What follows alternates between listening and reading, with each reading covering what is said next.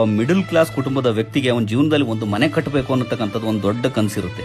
ಇವತ್ತು ಅಂಥದೇ ಒಂದು ಕನಸು ನನಗೆ ನನಸಾಗಿದೆ. ನಾನು ಒಂದು ಮನೆ ತಗೊಂಡಿದ್ದೀನಿ. ಬಂಧುಗಳೇ, ಈ ಮನೆ ಬಗ್ಗೆ ನನ್ನ ಸಣ್ಣ ಮನದಾಳದ ಮಾತನ್ನ ನಿಮ್ ಜೊತೆ ಹಂಚ್ಕೋಬೇಕು ಅನ್ನಿಸ್ತಾ ಇದೆ. ಇದು ಬರೀ ನನ್ನ ಕನಸಲ್ಲ, ನನ್ನ ಎಷ್ಟೋ ವರ್ಷಗಳ ಶ್ರಮ. ಹಳ್ಳಿಲಿ ದನ ಕಾಯ್ಕೊಂಡಿದ್ದವನು ಇಲ್ಲಿವರೆಗೂ ಬರಬೇಕಾದ್ರೆ ಅದೆಷ್ಟೋ ವರ್ಷಗಳ ತಗಂತು. ತಂದೆ ತಾಯಿಗೆ ಹೊರೆಯಾಗದೆ ಒಳ್ಳೆ ಮಗನಾಗಿ, ನಂಬಿಕೆ ಇಟ್ಟು ಹೆಣ್ಕೊಟ್ಟ ಅತ್ತೆ ಮಾವನಿಗೂ ಒಳ್ಳೆ ಜವಾಬ್ದಾರಿಯುತ ಅಳಿಯನಾಗಿ, ಯಾವುದೇ ದುರ್ಮಾರ್ಗದಲ್ಲಿ ಹಣ ಗಳಿಸದೆ ಕಷ್ಟಪಟ್ಟು ಸಂಪಾದಿಸಿದ ಹಣದಲ್ಲಿ ಕೊಂಡ ಮನೆ ಇದು.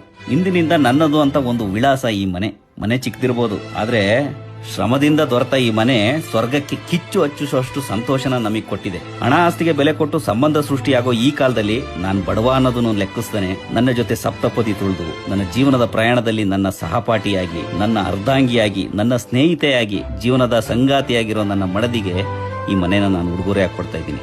ನನ್ನ ಮಡದಿ ಮತ್ತು ನನ್ನ ಮಗಳ ಮುಖದಲ್ಲಿರೋ ನಗುವೇ ನನಗೆ ಐಶ್ವರ್ಯ, ಅದೇ ನನ್ನ ಆಸ್ತಿ. ನಾನು ಬದುಕಿರೋವರೆಗೂ ಆ ನಗುವಿಗಾಗಿ ಬದುಕಬೇಕು ಅನ್ನೋದೇ ನನ್ನ ಆಸೆ.